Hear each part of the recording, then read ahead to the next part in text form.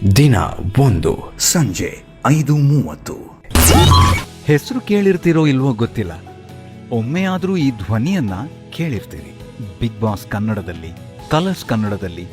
ಭಾಗ್ಯಲಕ್ಷ್ಮಿ ಇಂದು ಸಂಜೆ 7 ಗಂಟೆಗೆ ನಮ್ಮ ಮೆಟ್ರೋನಲ್ಲಿ. Please remember to take your belongings with you. ಆದರೆ ಈ ಧ್ವನಿಯ ಹಿಂದೆ ಒಬ್ಬ ವ್ಯಕ್ತಿ ಇದ್ದಾನೆ. ನಮ್ಮನ್ನು ನೋಡೋಕೆ ನೀವು ಬರಬಹುದು, ನಿಮ್ಮನ್ನು ನೋಡೋಕೆ ನಾವು ಬರಬಾರ್ದ? ಪಟಾಕಿ ಯಾವಂದೇ ಆಗಿರಲಿ, ಅಣ್ಸೋರ್ ನಾವಾಗಿರ್ಬೇಕು. ಹೇ ಬುಲ್ಬುಲ್, ಮಾತಾಡೋಕ್ಕಿಲ್ವಾ? Violence violence violence I avoid. I don't like, but violence likes me. ಅಂಕಲ್ನ ಹೊಡಿತೀನಿ ಸುಬ್ಬಿ, ಬಡವ್ರ ಮಕ್ಕಳು ಬೆಳಿಬೇಕು. ಅಣ್ತಮ್ಮ, ಇಲ್ಲಿ ಯಾರು ಯಾರನ್ನ ಹೀರೋ ಮಾಡಲ್ಲ, ನಮಗೆ ನಾವೇ ಹೀರೋ ಆಗಬೇಕು. ಎಲ್ಲಿ ಶ್ರಮ ಇದೆಯೋ ಅಲ್ಲಿ ಫಲ ಇದೆ, ಎಲ್ಲಿ ಭಕ್ತಿ ಇದೆಯೋ ಅಲ್ಲಿ ಭಗವಂತ ಇದ್ದಾನೆ. ನಮ್ಮನ್ನು ನೋಡೋಕೆ ನೀವು ಬರಬಹುದು, ಸಂಯುಕ್ತ ಕರ್ನಾಟಕ ಯೂಟ್ಯೂಬ್ ಚಾನಲ್ ನೋಡೋಕೆ ನಾವು ಬರಬಾರ್ದ? ನಮಸ್ಕಾರ, ಸಂಯುಕ್ತ ಕರ್ನಾಟಕ ವೀಕ್ಷಕರಿಗೆ ಸ್ವಾಗತ. ನಾನು ಕೃಷ್ಣ. ನಾನು ಇವತ್ತೊಂದು ಸ್ಪೆಷಲ್ ಇಂಟ್ರೋನ ಶುರು ಮಾಡ್ತಾ ಇದ್ದೀನಿ. ಶುರು ಮಾಡೋಕ್ಕಿಂತ ಮುಂಚೆ ನಾನು ನಿಮಗೊಂದು ಸೀನ್ನ ತೋರಿಸ್ತೀನಿ. ಆ ದೃಶ್ಯವನ್ನು ನೋಡಿ. ಆ ದೃಶ್ಯದಲ್ಲಿ ಒಂದು 19 ವರ್ಷಗಳಾಗಿದೆ. ಆ ದೃಶ್ಯದಲ್ಲಿ ಒಬ್ಬ ಹ್ಯಾಂಡ್ಸಮ್ ಗಾಯ್ ನಡ್ಕೊಂಡು ಬರ್ತಾ ಇದ್ದಾರೆ. ನಡ್ಕೊಂಡು ಬರ್ತಾ ಇರುವಂಥ ಹ್ಯಾಂಡ್ಸಮ್ ಗಾಯ್ ಯಾರು?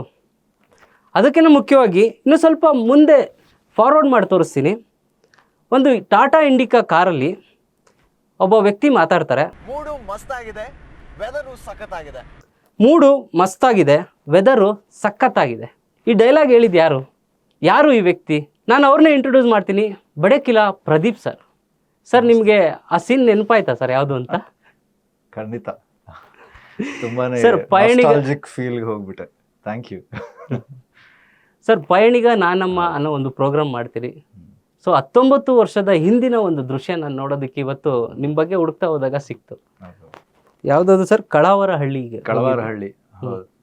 ಹಾಗೆ ಅದ್ರ ಮುಂದೆ ಆ ಪ್ಯಾಕೇಜ್ನ ವಾಯ್ಸ್ ಓವರ್ ಕೇಳ್ತಾ ಹೋದ್ರೆ ಮಂಜುನಾಥ್ ಸಂಜೀವ್ ಅವರು ನೆನಪಾಗ್ತಾರೆ. ಒಳ್ಳೆ ಅದ್ಭುತ ವಾಯ್ಸ್ ಓವರ್ ಕೊಟ್ಟಿದ್ದಾರೆ. ಅವಾಗಿನ್ನೂ ನಾನು ನನ್ನ ಕರಿಯರ್ ಆರಂಭ ಮಾಡಿದ ದಿನಗಳು. ಮತ್ತೆ ಅದೊಂದು ಕಾನ್ಸೆಪ್ಟ್ ಆಗಿ ಒಂದು ಸೀರೀಸ್ ಆಗಿ ಇದು ಮಾಡಿತ್ತು. ನಾವೊಂದು ಹುಚ್ಚುತನದಿಂದ ಓಕೆ ಈ ಥರ ಒಂದು ಮಾಡೋಣ ಅಂತ ಹೇಳ್ಕೊಂಡು ಬೆಳಗ್ಗೆ ನಂದಿ ಬೆಟ್ಟದ ಹತ್ರ ಜಾಗ, ಅದರದ್ದೊಂದು ಟ್ರಿಪ್ಪಿನ ವಿಡಿಯೋ ಇವತ್ತಿಗೂ ಅದನ್ನು ನೆನಪು ಇಟ್ಕೊಂಡು ಅದನ್ನು ನೀವು ಗುರುತಿಸಿ ಹೇಳಿರೋದು ತುಂಬ ಇಂಟ್ರೆಸ್ಟಿಂಗ್ ಆಗಿತ್ತು. And thank you.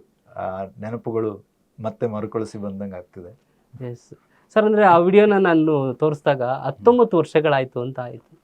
So 2006ರಲ್ಲಿ TV9 ಶುರು ಆದಾಗ ನೀವು ಜಾಯ್ನ್ ಆಗಿದ್ದಲ್ಲ? ಹೌದು. ಸೊ ಹೇಗೆ ಸರ್ ಸೆಲೆಕ್ಟ್ ಆಗಿದ್ದು ಹೇಗೆ TV9ಗೆ ನೀವು? ಅಂದರೆ ನಾನು ಆಗಷ್ಟೇ ಡಿಗ್ರಿ ಮುಗಿಸಿದ್ದೆ. ನನ್ನ ಕಾಲೇಜು ದಿನಗಳನ್ನು ಮುಗಿಸಿ ಆಮೇಲೆ ಒಂದು ವರ್ಷ ನಾನು ಬಾಂಬೆಯಲ್ಲಿ PG ಡಿಪ್ಲೊಮಾ ಮಾಡಿದೆ, ಸೆಂಟ್ ಝೇವಿಯರ್ಸ್ನ XIC ಅಂತ ಕಾಲೇಜಲ್ಲಿ. ಬಟ್ ಕಾಲೇಜಿಗೆ ಹೋಗೋ ಟೈಮಲ್ಲೇ ನಾನು ಪೇಪರ್ಗಳಿಗೆ ಮತ್ತು ಕೇಬಲ್ ಚಾನಲ್ಗಳಿಗೆ ಅಲ್ಲಿಗೆಲ್ಲ ಕೆಲಸ ಮಾಡ್ತಿದ್ದೆ. ಮತ್ತು ನಮ್ಮ ಕಾಲೇಜಿನ PR ವರ್ಕ್ ಇತ್ಯಾದಿಗಳನ್ನೆಲ್ಲ, ಅಂದರೆ ಏನಾದರೂ ಇನ್ವಿಟೇಷನ್ ಇದ್ದೆ ಅದು ಪೇಪರಲ್ಲಿ ಬರೋ ಥರ ಮಾಡೋದು, ಇವೆಂಟ್ ಆದಮೇಲೆ ಅದರ ರಿಪೋರ್ಟನ್ನು ಬರೆದು ಅವ್ರಿಗೆ ಕಳಿಸಿ ಅದು ಪಬ್ಲಿಷ್ ಆಗೋ ಥರ ಮಾಡೋದು. ಹಾಗೆ ಒಂದು ಬಾಂಧವ್ಯ ಬೆಳೆದಿತ್ತು. ಸೊ ನಾನು ಇನ್ನೇನು ನಂದು PG ಡಿಪ್ಲೊಮಾ ಮುಗೀತಾ ಇದೆ ಅಂತ ಆದಾಗ ಆಬ್ವಿಯಸ್ಲಿ ನಮ್ಮ ಜಾಬಿನ ಹುಡುಕಾಟ ಶುರು ಆಗುತ್ತೆ. ಸೊ ಏನೋ ಒಂದು ಮಾಡಬೇಕು ಮೀಡಿಯಾದಲ್ಲಿ, ಏನು ಮಾಡಬೇಕು, ಏನಾದರೂ ಮಾಡಬೇಕು. ಅಂದರೆ ಕೆಲವರಲ್ಲ, ಹೆಚ್ಚಿನವರು ನನ್ನ ಪ್ರಕಾರ ಅಂದರೆ ಒಂದು ಗುರಿ ಇಟ್ಕೊಂಡಿರ್ತಾರೆ, ಒಂದು ಓಕೆ ಇದೇ ಆಗಬೇಕು ನಾನು ಅಂತ. ನಂಗೆ ಆ ಥರದ ಗುರಿಗಳೇನಿರಲಿಲ್ಲ. ನಂಗೆ ಮೀಡಿಯಾದಲ್ಲಿ ಕೆಲಸ ಮಾಡಬೇಕು ಅನ್ನೋದೊಂದೇ ಗುರಿ ಇದ್ದಿತ್ತು. ಓಕೆ. ಬಟ್ ಆ ಟೈಮಲ್ಲಿ ಅದೇ ಒಂದು ವಿಜುವಲ್ ಮೀಡಿಯಾ ಬೇಕಾದಾಗ ನಾನು ತಯಾರಾಗ್ತಿದ್ದೆ. ಯಾಕಂದರೆ ನಾನು ವಿಡಿಯೋ ಪ್ರೊಡಕ್ಷನ್ ವಿಚಾರವಾಗಿಯೇ 1 ವರ್ಷದ ಕೋರ್ಸ್ ಮಾಡಿ ಇದು ಮಾಡ್ತಾ ಇದ್ದೆ. ಸೊ ನನಗೆ ಒಬ್ಬ ಪತ್ರಕರ್ತರು ಹೀಗೆ ಮಾತಾಡ್ತಾ ಮುಗಿತಾ ಬಂತು ನಂದು ಇದು. ಸೊ ಯಾವ್ದಾದ್ರು ಆಫರ್ ಇದ್ದರೆ ಆ ಥರ ಇದ್ರೆಲ್ಲ ಹೇಳಿ ಅಂತಂದಾಗ ಬೆಂಗಳೂರಿನಲ್ಲಿ ಹೀಗೊಂದು ಚಾನಲ್ ಬರ್ತಾ ಇದೆ TV9 ಅಂತ. ತೆಲುಗುಲಿ ಈಗಾಗಲೇ ನಂಬರ್ 1 ಆಗಿದೆ, 24 ಗಂಟೆ ನ್ಯೂಸ್ ಅಂತೆ, ಕನ್ನಡದಲ್ಲಿ ಫಸ್ಟು ಅಂತ. ಹಾಗೆ ಇನ್ನೇನು ಕೋರ್ಸ್ ಮುಗೀತು ಅಂದಾಗ ಇಲ್ಲಿ ಬಂದೆ, ಬೆಂಗಳೂರಿಗೆ ಬಂದು ಇಂಟರ್ವ್ಯೂ ಕೊಟ್ಟೆ. ಒಂದೇ ಇದರಲ್ಲಿ ಸೆಲೆಕ್ಟ್ ಮಾಡಿದ್ರು. ಐ ಡೋಂಟ್ ನೋ ಏನು ನೋಡಿದ್ರು ಗೊತ್ತಿಲ್ಲ, ಸೆಲೆಕ್ಟ್ ಮಾಡಿದ್ರು. ವರ್ಕ್ ಸ್ಟಾರ್ಟ್ ಮಾಡಿ ನಂತರ ಹೋಗಿ ಅಲ್ಲಿ ಗ್ರ್ಯಾಜುಯೇಷನ್ ಇದರದ್ದು ಸರ್ಟಿಫಿಕೇಟ್ ಅದೆಲ್ಲ ಮುಗಿಸ್ಬಿಟ್ಟು ನಾವು ಬಂದಿದ್ದು. ಒಂದು ಐ ಥಿಂಕ್ ಒಂದು ವಾರನೇನೋ ಇಲ್ಲಿ ಕೆಲಸ ಮಾಡಿ ಅಲ್ಲಿ ಹೋಗಿ ಬಂದಿದ್ದು. ಅದು ಮೇ 2006. 2000 ಅಂದರೆ ಈಗಷ್ಟೇ 20 ವರ್ಷ ತುಂಬಿ ನಾನು 21ನೇ ವರ್ಷಕ್ಕೆ ಕಾಲಿಟ್ಟಿದ್ದೀನಿ. ನನ್ನ ಏಜ್ ಕೇಳಬೇಡಿ, ಬಟ್ ನನ್ನ ಕರಿಯರ್ನ ಏಜ್ 20 ವರ್ಷ ಆಯ್ತು ಇವಾಗ. ಅದಾದ್ಮೇಲೆ ಆ್ಯಕ್ಚುಲಿ ನಮ್ಗೆ ಯಾರಿಗೂ ಧೈರ್ಯ ಇರಲಿಲ್ಲ ಒಂದು ಈ ಥರದ ಒಂದು ಚಾನಲ್ ಕನ್ನಡದಲ್ಲಿ ಬರಬಹುದಾ ಅಂತ. ಆವಾಗೆಲ್ಲ ಈ ಟಿ ವಿಯಲ್ಲಿ ಗಂಟೆಗೊಮ್ಮೆ 2-3 ನಿಮಿಷದ ನ್ಯೂಸ್ ಬರ್ತಾ ಇದ್ದಂಥ ಕಾಲ. ಆಮೇಲೆ ಉದಯ್ ಟಿ ವಿಯಲ್ಲಿ ದಿನಕ್ಕೆ 2 ಹೊತ್ತಿತ್ತು, ಅದನ್ನ ಮಧ್ಯಾಹ್ನನೂ ಕೂಡ ಸ್ಟಾರ್ಟ್ ಮಾಡಿದ್ದು. ಆ ಥರದ ಒಂದು ಬದಲಾವಣೆಯ ಕಾಲ ಇತ್ತು. 24 ಗಂಟೆ ನ್ಯೂಸ್ ಅನ್ನೋದು ಕನ್ನಡದಲ್ಲಿ ಹೇಗೆ ಸಾಧ್ಯ, ಮತ್ತು 24 ಗಂಟೆ ನ್ಯೂಸ್ ಕೊಡೋಕ್ಕೆ ಸಾಧ್ಯನಾ, ಏನಿರುತ್ತೆ ಅನ್ನೋ ಇಮ್ಯಾಜಿನೇಷನ್ ಇಟ್ಕೊಂಡು ಹಾಗೆ ನಾನು ಬೇರೆ ಕಡೆನೂ ಕೂಡ ಟ್ರೈ ಮಾಡಿದೆ. ಫಾರ್ಚುನೇಟ್ಲಿ ಅನ್ಬೋದು ನನಗೆ ಅಲ್ಲಿ ಜಾಬ್ ಸಿಗಲಿಲ್ಲ. ಇದನ್ನೇ ಕಂಟಿನ್ಯೂ ಮಾಡಿದೆ. ಎಸ್ ಸರ್, TV9 ಶುರುವಾಗಿ ಕೂಡ 20 ವರ್ಷ ಆಗೋದಕ್ಕೆ ಇನ್ನೊಂದು ಸ್ವಲ್ಪ ದಿನ ಇದೆ. ಆದರೆ ನಿಮ್ಮ ಪ್ರೊಫೆಷನ್ ಶುರು ಮಾಡಿ 20 ವರ್ಷ ಕಂಪ್ಲೀಟ್ ಆಗಿದೆ ಅಂತ ಹೇಳಿದ್ರಿ. ಸೊ ಎಲ್ಲ ಪ್ರತಿಯೊಬ್ಬ ಜರ್ನಲಿಸ್ಟ್ಗೂ ಕೂಡ ಫಸ್ಟ್ ಇಂಟರ್ವ್ಯೂ ಅಟೆಂಡ್ ಮಾಡಿದಾಗ ಯಾರಿದ್ರು ಏನು ಅನ್ನೋದು ನೆನಪಿರುತ್ತೆ ಸಹಜ. ಯಾರು ಇಂಟರ್ವ್ಯೂ ಮಾಡಿದ್ದು ಮತ್ತೆ ಹೇಗೆ ಸರ್? ಅಷ್ಟೊಂದು ಕ್ಲಿಯರ್ ಡೀಟೇಲ್ ಆಗಿ ನೆನಪಿಲ್ಲ, ಬಟ್ ಖಂಡಿತ ಮಹೇಂದ್ರ ಮಿಶ್ರಾ ಅವರು ಅದನ್ನ ಫುಲ್ ನಡೆಸ್ತಾ ಇದ್ದವರು. ಸೊ ಅವರು ಮಾತಾಡಿಸಿದ್ದು ಅಷ್ಟೊಂದು ನೆನಪಿಲ್ಲ. ಐ ಥಿಂಕ್ ರವಿಕುಮಾರ್ ಸರ್ ಇದ್ರು ಅನ್ಸುತ್ತೆ. ಸೊ ಈಗ ನ್ಯೂಸ್ ಫಸ್ಟ್ ಅನ್ನ ನಡೆಸ್ತಿದ್ದಾರೆ. ಸೊ ಅವರು ಇಂಟರ್ವ್ಯೂ ಮಾಡಿದ್ದು. ನಂತರ ಅವರೇನೆ ಓಕೆ ನನಗೆ ನ್ಯೂಸ್ ರಿಪೋರ್ಟರ್ ಆಗ್ಬೋದು, ಆ್ಯಂಕರ್ ಆಗ್ಬೋದು ಅಂತ ಹೇಳ್ಕೊಂಡು ಅವರೇ ನಿಂಗೆ ಆ್ಯಂಕರಿಂಗ್ ಎಲ್ಲ ಬೇಡ, ನೀನು ರಿಪೋರ್ಟಿಂಗ್ ಮೇಲೆ ಫೋಕಸ್ ಮಾಡು ಅಂತ ಹೇಳ್ಕೊಂಡು ನನ್ನನ್ನು ಸ್ಪೋರ್ಟ್ಸ್ ರಿಪೋರ್ಟಿಂಗ್ ಮಾಡ್ತಾ ಇದ್ದೆ ನಾನು. ಸ್ಪೋರ್ಟ್ಸು ಮತ್ತು ಒಂದು ವರ್ಷ ಸ್ಪೋರ್ಟ್ಸ್ ಮಾಡಿದೆ, ಒಂದು ವರ್ಷ ಬ್ಯಾಂಗ್ಳೂರ್ ಈ ಲೈಫ್ ಸ್ಟೈಲ್ ಬಗ್ಗೆ ಎಲ್ಲ ರಿಪೋರ್ಟಿಂಗ್ ಮಾಡ್ತಾ ಇದ್ದೆ ನಾನು. ಸೊ ಅವರೇ ಅಂತ ನನ್ನ ನೆನಪು. ಇಲ್ಲ, TV9 ಅಲ್ಲಿ ಆ ಕಾಲದಲ್ಲೆಲ್ಲ ಆರಂಭ ದಿನಗಳೇ ಮಹೇಂದ್ರ ಮಿಶ್ರಾ ಅವ್ರದೇ ಇದು ಪ್ಲಾನಿಂಗ್ ಇದ್ದಿದ್ದು ಕೂಡ. ಅವ್ರ ಇಂಟರ್ವ್ಯೂನ ನಾನು ಕೂಡ ಅಟೆಂಡ್ ಮಾಡಿದ್ದೀನಿ. ಅವರು ಒಂಥರ ಡಿಫ್ರೆಂಟ್ ಆಗಿ ಇಂಟರ್ವ್ಯೂ ಮಾಡ್ತಾರೆ. ಹೇಗೆ ಅಂತ ಒಂದು ಸ್ಯಾಂಪಲ್ ಕೊಡ್ತೀನಿ. ಜಸ್ಟ್ ನೋಡಿದ ತಕ್ಷಣ ಈ ವ್ಯಕ್ತಿ ಯಾವ ಪ್ರೋಗ್ರಾಮ್ ಯಾವ ಸೆಕ್ಷನ್ ಸೂಟ್ ಆಗ್ತಾನೆ ಅಂತ ಡಿಸೈಡ್ ಮಾಡ್ತಾರೆ. ಸೊ ಅದೇ speciality of Mahendra Mishra sir. ಅವರು ತುಂಬಾ ಅದ್ಭುತ ವ್ಯಕ್ತಿತ್ವ ಹಂಗೆ ನೋಡೋದಾದ್ರೆ. ಅಂದ್ರೆ ಆ ವಿಷನ್ ಅನ್ನ, ಅಂದ್ರೆ ಅದು ಆಲ್ರೆಡಿ ಒಂದು ಸಕ್ಸಸ್ಫುಲ್ ಫಾರ್ಮುಲಾ ಅದು. ಅಂದ್ರೆ ಈಗ ನಿಮ್ಗೆ ಆಜ್ ತಕ್ ನಲ್ಲಿ ಅವರು ಒಂದಿಷ್ಟು ವರ್ಷ ಕೆಲಸ ಮಾಡಿದವರು ಆ ವಿಷನ್ ಅನ್ನ ಕನ್ನಡಕ್ಕೆ ತಂದು ಅದನ್ನ ಸಕ್ಸಸ್ ಮಾಡಿ ಇವತ್ತಿಗೂ ಕೂಡ ಆ ಸಕ್ಸಸ್ ನಲ್ಲಿ ಅದು ನಡೀತಾ ಇದೆ ಅಂತಂದ್ರೆ ಅದಕ್ಕೆ ಆ ಒಂದು ಕ್ಲಾರಿಟಿ ಇತ್ತು ಅವರಲ್ಲಿ ಅನ್ನೋದಕ್ಕೆ ಕಾರಣ ನನ್ನ ಪ್ರಕಾರ. ಎಸ್ ಎಸ್ TV9 ಜರ್ನಿ ಈಗ ಶುರುವಾಯಿತು. TV9 ಅನ್ನೋ ನ್ಯೂಸ್ ಚಾನಲ್ 24 ಅವರ್ ಚಾನಲ್ ಶುರುವಾದಾಗ ಕೆಲವು ಮಂದಿ ಆರಂಭದಲ್ಲಿದ್ದರು, ಅದರಲ್ಲಿ ನೀವು ಕೂಡ ಒಬ್ಬರು. ಸೊ ಆ ದಿನಗಳು ನೆನಪಿಸ್ಕೊಂಡ್ರೆ ಏನು ನೆನಪಾಗುತ್ತೆ ಸರ್ ಈಗ? ಆ ದಿನಗಳು ಅಂದ್ರೆ 20 ವರ್ಷ ಹಿಂದಿನ ಕಥೆ, 20 ವರ್ಷ ಹಿಂದಿನ ಕಥೆ ಅದು. ತುಂಬಾ ಅಂದ್ರೆ ಅನ್ಇಮ್ಯಾಜಿನೇಬಲ್. ಒಂದು ಕಾರಣ ನನಗೆ ಏನು, ನಾನು ಬೇರೆ ಕಡೆನೂ ಟ್ರೈ ಮಾಡ್ತಿದ್ದೆ. ಯಾಕೆ ಅಂತಂದರೆ ಅಲ್ಲೊಂದು ಸ್ಟುಡಿಯೋ ಇರಲಿಲ್ಲ, ಅಲ್ಲಿ ಒಂದು ವ್ಯವಸ್ಥೆಗಳಿರಲಿಲ್ಲ. ಯಾಕಂದ್ರೆ ಇನ್ನೂ ಎಲ್ಲನೂ ಕೂಡ ಸೈಡ್ ಬೈ ಸೈಡ್ ತಯಾರಿಗಳಾಗ್ತಾ ಇತ್ತು. ನಾವೆಲ್ಲ ಒಂದು ಕ್ಲಾಸಲ್ಲಿ ಕೂತ್ಕೊಂಡಂಗೆ ಅಥವಾ ಒಂದು ಕಾಲೇಜಿಗೆ ಹೋದಂತಹ ಕಾಲೇಜಿನ ಹೊರಗೆ ಬಂದವರು ತುಂಬ ಜನ ಇದ್ವಿ ಬೇರೆ. ಸೊ ನೀವು ಕೂಡ ಕಾಲೇಜ್ ಸ್ಟೂಡೆಂಟ್ ಥರನೇ ಆಗ್ತಾನೆ ಕಾಲೇಜ್ ಮುಗಿಸ್ಕೊಂಡು ಬಂದಿದ್ವಿ. ಹೌದು, ನಂತರ ತುಂಬ ಜನ ಇದ್ವಿ ನಾವು. ಈಗೆಲ್ಲ ಬೇರೆ ಬೇರೆ ಕಡೆ ದೊಡ್ಡ ದೊಡ್ಡ ಹುದ್ದೆಗಳನ್ನು ಅವರು ಪಡ್ಕೊಂಡಿದ್ದಾರೆ, ಅದನ್ನು ಅಲಂಕರಿಸಿದ್ದಾರೆ. ಸೊ ನಾವೆಲ್ಲರೂ ಕೂಡ ಯಾವ ಲೆವೆಲ್ಗೆ ಅಂದರೆ ಅಲ್ಲಿ ಒಂದು ಟೇಬಲ್ ಇರ್ತಿತ್ತು, 4 ಚೇರ್ ಇರ್ತಿತ್ತು, ನಾವು 6 ಜನ ಇರ್ತಿದ್ವಿ. ಒಬ್ಬರೆಲ್ಲೋ ಒಂದು ಕಡೆ ಮೂಲೆಯಲ್ಲಿ ಕೂತ್ಕೊಳ್ತಿದ್ರು, ಅಥವಾ ಯಾರೊಬ್ರು ಕೂತ್ಕೊಂಡಿದ್ದವರು ಅಲ್ಲಿ ಬಂದು ಅಲ್ಲಿಂದ ಎದ್ದು ಹೋದಾಗ ಇನ್ನೊಬ್ರು ಬಂದು ಕೂತ್ಕೊಂಡ್ರೆ ಅಲ್ಲಿ ಕುರ್ಚಿಗೆ ಜಗಳ ಆಡ್ತಿದ್ವಿ. ಇದರ ಲಿಟ್ರಲಿ ಒಂದು ಕಾಲೇಜ್ ವಾತಾವರಣನೇ ಇತ್ತು. ಸಂಜೆ ಹೊತ್ತಿನಲ್ಲಿ ಇಡೀ ದಿನ ಮಾಡಿದ ಕೆಲಸಗಳನ್ನು ರಿಪೋರ್ಟ್ ಮಾಡಬೇಕಾಗಿತ್ತು. ಇನ್ನೂ ನಮಗೆ ಓದೋದಕ್ಕೆ ಕ್ಯಾಮ್ರಾಗಳು ರೆಡಿ ಇರಲಿಲ್ಲ. TP ಅಂದರೆ ಓದೋದಕ್ಕೆ ಇದು ಬರುತ್ತಲ್ಲ, ಆ್ಯಂಕರ್ ಮಾಡುವಂಥದ್ದು. ಸೊ ನಾವು ಆ್ಯಂಕರಿಂಗ್ ಮಾಡೋರಿಗೆಲ್ಲ ಅದಿರಲಿಲ್ಲ. ಸೊ ಒಂದು ಕ್ಲಾಸ್ ರೂಮ್ ಥರ ಇರ್ತಿತ್ತು, ಎಲ್ಲರೂ ಕೂತ್ಕೊಂಡಿರ್ತಿದ್ವಿ. ಸಂಜೆ ಒಂದು ಬುಲೆಟಿನ್ನು. ಸೊ ಸ್ಕ್ರಿಪ್ಟ್ ಏನಿದೆ ಅದನ್ನು ಹಿಡ್ಕೊಂಡು ಎದುರುಗಡೆ ಹೋಗಿ ಎಲ್ಲರೂ ಓದೋದು. ಸೊ ಅದೊಂದು ದಿನ ಹೋದಂಗೆ ಅದಕ್ಕೊಂದೊಂದು ಸ್ಟ್ರಕ್ಚರ್ ಬರೋದು ಸ್ಟಾರ್ಟ್ ಆಯಿತು. ಅದು ನಿಧಾನಕ್ಕೆ ಒಂದು ಕ್ಯಾಮ್ರಾ ಬಂತು, 1-2 TP ಇರುವಂತಹ ಕ್ಯಾಮ್ರಾ. TP ಅಂದರೆ ಟೆಲಿಪ್ರಾಂಪ್ಟರ್. ಸೊ ಅದಿರುವಂಥ ಕ್ಯಾಮ್ರಾ ಬಂತು. ಅದ್ರ ಮುಂದೆ ನಾವು ಪ್ರಾಕ್ಟೀಸ್ ಮಾಡೋದಕ್ಕೆ ಸ್ಟಾರ್ಟ್ ಮಾಡಿದ್ವಿ. ತುಂಬ ಸೈಕಲ್ಗಳು ಹೊಡಿತಿದ್ವಿ, ತುಂಬ ಅಂದರೆ ತುಂಬ ಹೊಡಿತಿದ್ವಿ. ನಾವು ಈ ಟೀಮು ಒಂದು ಚಾನಲ್ ನಡ್ಸೋಕ್ಕಾಗತ್ತಾ ಅನ್ನೋದು ನಮಗೆ ಡೌಟ್ ಬರ್ತಾ ಇದ್ದಿದ್ದು ಒಂದು ಕಡೆ. ಮತ್ತೆ ಒಂದಿಷ್ಟು ಅನುಭವ ಹೊಂದಿರುವಂಥವರೆಲ್ಲರೂ ಕೂಡ ಈ ಟಿ ವಿ ಚಾನಲಿಂದ ಕೆಲ್ಸ ಮಾಡಿದವರು ಬಂದಿದ್ರು, ನ್ಯೂಸ್ ಲಾಂಚ್ ಆಗಿರಲಿಲ್ಲ ಆವಾಗ. ಅಲ್ಲಿಂದ ಬಂದವರು ಹಿಗ್ಗಾಮಗ್ಗ ನಮ್ಮನ್ನು ಬೈಯೋರು, ಬಟ್ ಅಷ್ಟೇ ಪ್ರೀತಿಯಿಂದ ಹೇಳ್ಕೊಡೋರು. So that was the beauty. ಅಂದರೆ ತುಂಬ ಚೆನ್ನಾಗಿ ನಮ್ಮನ್ನು ಟ್ರೈನ್ ಮಾಡೋದಕ್ಕೆ ಅವರು ಇದ್ದರು. ಈಗ ರಂಗನಾಥ್ ಭಾರದ್ವಾಜ್ ಅವರಿರ್ಬೋದು, ಹಮೀದ್ ಪಾಳ್ಯ ಅವರಿರ್ಬೋದು, ಹಾಗೆ ರವಿಕುಮಾರ್ ಅವರಿರ್ಬೋದು, ಮಾರುತಿ ಅವರಿರ್ಬೋದು, ಹೀಗೆ ಒಂದಿಷ್ಟು ಅಂದರೆ ಎಕ್ಸ್ಪೀರಿಯನ್ಸನ್ನು ಇಟ್ಕೊಂಡು, ನೀವು ಮಂಜುನಾಥ್ ಸಂಜೀವ್ ಅಂತ ಹೇಳಿದ್ರಿ, ಹಾಗೆ ರಾಜೇಶ್ ಶೆಟ್ಟಿ ಅಂತ ಇನ್ನೊಬ್ಬರು ವಾಯ್ಸ್ ಆರ್ಟಿಸ್ಟ್, ಅವರು ನಮಗೆ ವಾಯ್ಸ್ ಹೇಗೆ ಮಾಡೋದು, ವಾಯ್ಸ್ ಮಾಡ್ಯುಲೇಷನ್ ಹೇಗೆ ಮಾಡೋದು. ಅಂದರೆ ನಮ್ಮನ್ನು ಒಂದು ಪತ್ರಿಕೋದ್ಯಮದ ವಿದ್ಯಾರ್ಥಿಗಳಾಗಿ ನಾವು ಅಲ್ಲಿ ಕಲಿತು ಹೊರಗೆ ಬಂದ್ರೂ ಕೂಡ ಇದೊಂದು ಪ್ರಾಕ್ಟಿಕಲ್ ಪತ್ರಿಕೋದ್ಯಮದ ಒಂದು ಇದಾಗಿತ್ತು, ವರ್ಕ್ಶಾಪ್ ಥರ ಆಗಿತ್ತು ನಮಗೆ ಆ 5-6 ತಿಂಗಳುಗಳು. ಮೇನ್ಲಿ ಶಿವಶಂಕರ್ ಅಂತ ಒಬ್ಬರು ಜರ್ನಲಿಸ್ಟ್, ಅವರು ಅದ್ಭುತ ರೈಟರ್ ಮತ್ತು ಒಳ್ಳೆ ವಿಷನ್ ಇಟ್ಕೊಂಡಿರೋರು. ಸೊ ಅವರು ಟ್ರೈನ್ ಮಾಡೋರು. ಇವತ್ತಿಗೂ ನಂಗೆ ನೆನಪಿದೆ, ಒಂದು ಯಾವುದೋ ಒಂದು ಸ್ಕ್ರಿಪ್ಟು ನಾನು ಮಾಡಿ ಅವರಿಗೆ ಓದಿದ್ದಕ್ಕೆ ಅಲ್ಲಿ ಹೇಳಿಲ್ಲ ಅನಿಸುತ್ತೆ, ಎಲ್ಲ ಹೀಗೆ ಹೋಗ್ತಾ ಅವ್ರು ಹಿಂಗೆ ಮಾಡಿ, ನೀನು ಚೆನ್ನಾಗಿ ಬರೀತೀಯ, ಒಳ್ಳೆ ಹೋಲ್ಡಿದೆ ನಿಂಗೆ, ಒಳ್ಳೆ ಭವಿಷ್ಯ ಇದೆ ಅಂತ. ಶಿವಶಂಕರ್ ಅವರು. ನಂಗೆ ಅದು ಇವತ್ತಿಗೂ ಅದನ್ನ ಹೇಳಿದಾಗ ಮೈ ಜುಮ್ ಅನ್ನತ್ತೆ. ಆ ಥರದ ಇನ್ಸ್ಪಿರೇಷನ್ಸ್ ಕೊಡೋರು ನಮಗೆ, ನಮ್ಮನ್ನು ತಯಾರು ಮಾಡೋರು. ಸೊ ಒಂಥರ ಅದೇ ಹೇಳಿದಾಗ ಒಂದು ಪತ್ರಿಕೋದ್ಯಮದ ಒಂದು ವರ್ಕ್ಶಾಪ್. ನಿಜವಾದ ಟೆಸ್ಟ್ ಬಂದಿದ್ದು ಡಿಸೆಂಬರಲ್ಲಿ ಚಾನಲ್ ಲಾಂಚ್ ಆದಾಗ. ಅಲ್ಲಿ ತನಕ ಅದೇ ತುಂಬ ಡ್ರೈ ರನ್ಗಳಾಗ್ತಿತ್ತು, ತುಂಬ ತಯಾರಿಗಳಾಗ್ತಿತ್ತು. ಒಂದು ಕಡೆ ನಾವು ಪ್ರಾಕ್ಟೀಸ್ ಮಾಡ್ತಿದ್ವಿ, ಇನ್ನೊಂದು ಕಡೆ ಸ್ಟುಡಿಯೋ ಇದು ಕನ್ಸ್ಟ್ರಕ್ಷನ್ ನಡೀತಿತ್ತು, ನಮ್ದೆಲ್ಲ ಕುತೂಹಲಗಳು. ಇಟ್ಸ್ ಲೈಕ್ ಐ ಥಿಂಕ್ ಯಾರಿಗೂ ಈ ಅವಕಾಶ ಸಿಗಲ್ಲ ಅನ್ಸುತ್ತೆ. This is never going to be possible ನನ್ನ ಪ್ರಕಾರ. ಪೂರ್ತಿ ಚಾನಲ್ನ ತಯಾರಿಯ ಪ್ರಾಸೆಸ್ನಲ್ಲಿ ಭಾಗಿ ಆಗ್ತಾ ಅದ್ರ ಜೊತೆಗೇನೆ ಕಲಿತಾ ನಾವು ಹಾಗಾಗಿ ನಮ್ಮಲ್ಲಿ ಹೆಚ್ಚಿನವರಿಗೆ ಒಂದು ಏನು ಸಾಧ್ಯತೆ ಆಯಿತು ಅಂತಂದ್ರೆ, ನಾವು ಯಾವುದನ್ನು ಮಾಡೋದಕ್ಕೂ ಕೂಡ ರೆಡಿ ಇದ್ವಿ. ರಿಪೋರ್ಟಿಂಗ್ ಮಾಡೋದಕ್ಕೂ ರೆಡಿ, ಆಂಕರಿಂಗ್ ಮಾಡೋದಕ್ಕೂ ರೆಡಿ, ಸ್ಕ್ರಿಪ್ಟ್ ಬರೆಯೋದಕ್ಕೂ ರೆಡಿ, ಮತ್ತೆ ಇದು ಬುಲೆಟಿನ್ ಅನ್ನ ಹೇಗೆ ಇದು ಮಾಡೋದು, ರನ್ ಮಾಡೋದು, ರನ್ ಡೌನ್ ಅಂತ, ರನ್ ಆರ್ಡರ್ ಅಂತ ಕರೀತೀವಿ, ಅದನ್ನ ಇದು ಮಾಡುವಂಥದ್ದು, PCR ನಲ್ಲಿ ಕೂತ್ಕೊಂಡು ಇದು ಮಾಡುವಂಥದ್ದು. ಅದಕ್ಕೂ ಮೀರಿ ನಾನು ಕ್ಯಾಮ್ರಾ ಕೂಡ ಹ್ಯಾಂಡಲ್ ಮಾಡಿದ್ದೀನಿ.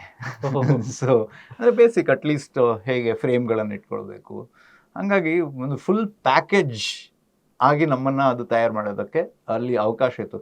ಎಲ್ಲರೂ ಇದನ್ನು ಕಲ್ತಿದ್ದಾರೆ, ಎಲ್ಲರೂ ಇದು ಮಾಡಿದ್ದಾರೆ, ಅದು ಬೇರೆ ವಿಷಯ. ಅವರವರ ಕೆಲಸಗಳಲ್ಲಿ ಅವರು ಫೋಕಸ್ ಆಗಿ ಇದು ಮಾಡಿದ್ದಾರೆ.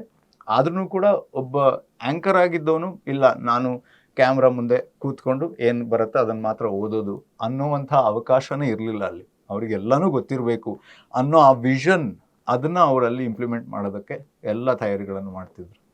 ಸೊ ಇದೆಲ್ಲ ಆಗಿದ್ದು ನೀವು ಹೇಳ್ತಿರೋದು 20 ವರ್ಷಗಳ ಹಿಂದೆ. 20 ವರ್ಷ. ಸೊ ಈಗಲೂ ಕೂಡ ಟಿವಿನ ಅದೇ ಜಾಗದಲ್ಲಿ, ಅದೇ ಆಫೀಸ್ನಲ್ಲಿ ರನ್ ಮಾಡ್ತಾ ಇದ್ದಾರೆ. ಸೊ ಆ ಜಾಗ ಅದು ನಿಜವಾಗ್ಲೂ ಅಲ್ಲಿ ಕೆಲಸ ಮಾಡಿದವರು ಒಂದು ರೀತಿ ಅದೃಷ್ಟಶಾಲಿಗಳು ಅಂತ ಹೇಳ್ಬೋದು, ಭಾಳಷ್ಟು ಕಲಿಬೋದು. ಸರ್, ಈಗ ಬಡಕಿಲ ಪ್ರದೀಪ್ ಅವರು ವಾಯ್ಸ್ ಓವರ್ನ ಶುರು ಮಾಡಿದ್ದೆ TV9 ಅಲ್ಲ? ಹಾಂ, TV9 ನನಗೆ, ನಾನು ವಾಯ್ಸ್ ಓವರನ್ನು ಮಾಡಿ ಅಂದರೆ ಅದು ಜನರಿಗೆ ಇಷ್ಟ ಆಗತ್ತೆ ಅಂತ ಗೊತ್ತಾಗಿದ್ದಲ್ಲಿ. ಅಂದರೆ ನಾನು ರಿಪೋರ್ಟರ್ ಆಗಿದ್ದೆ, ಆ್ಯಂಕರಿಂಗು ಕೂಡ ಮಾಡ್ತಾ ಇದ್ದೆ, ಇತ್ಯಾದಿ.